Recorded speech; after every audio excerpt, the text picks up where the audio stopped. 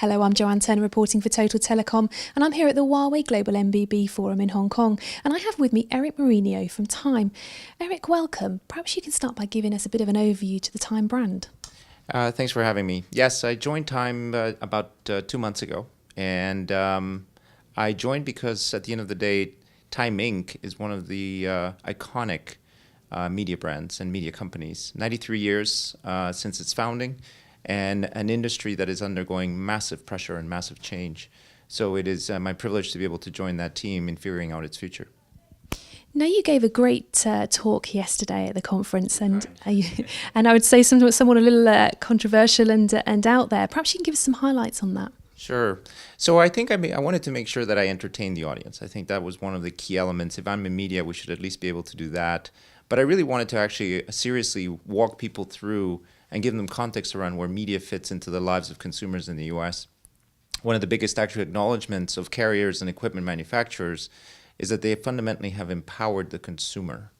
And that has opened up enormous challenges for media companies. So one of the slides I had was 10 years ago, media was very steady Eddie.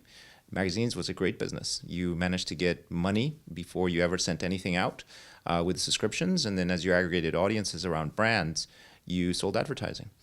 That has completely changed with the introduction of the iPhone in 2007, with the introduction of the iPad in 2010. It has fundamentally altered the relationship between consumers and media. And one of the key points I wanted to make is that at the end of the day, the mobile revolution has impacted media almost more than any other. So, for example, in 2008, an average consumer would have spent maybe 10 or 15 minutes with their mobile device consuming media a day. Now it's up to 2.8 hours a day. And the other platforms have not moved. So it just continues to be an exponential explosion of what consumers do with their devices.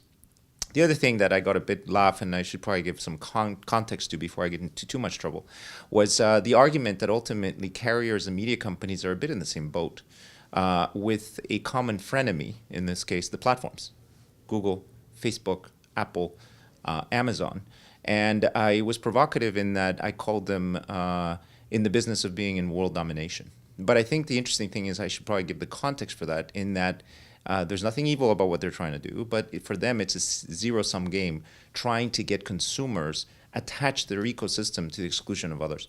So it is one where they're so big, they're so powerful, they play in a way that without intention commoditizes carriers into dumb pipes, which is something the carriers would not like to be, and commoditizes content owners like us into potentially devaluing what we do. And for me, that's a challenge. And I left it with the audience to think about possibilities of working together in a world where those companies and platforms are committed to that world domination. And what feedback have you had to your talk yesterday, certainly from fellow Facebook, Google guys, and I guess operators out there? Yeah, well, look, they've been kind. I mean, I know the Google guys well. I know Francisco over at Facebook. He was at Google.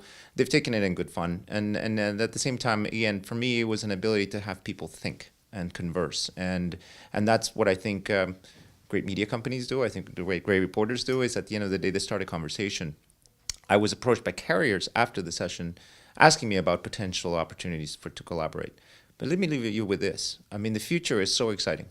Technology and what carriers are doing, particularly what equipment manufacturers like Huawei are doing, are truly at the leading edge of possibilities. And so as I think about the future, for example, say a brand like Time. We have 90 brands, anything from Sports Illustrated to Horse and Hound in the UK, around passionate audiences. But think about Time as a global brand.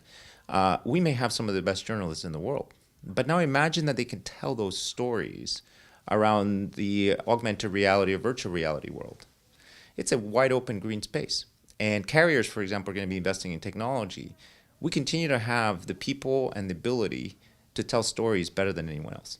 So imagine a world where we can potentially marry those two things up, what we do well, what the carriers do well, and potentially maybe cooperate or not cooperate with the platforms to now bring consumers, again, a completely different experience. And so that future is very exciting. Absolutely. The future is looking certainly bright. And perhaps you can just tell us what you think is important about events like the MBB Forum.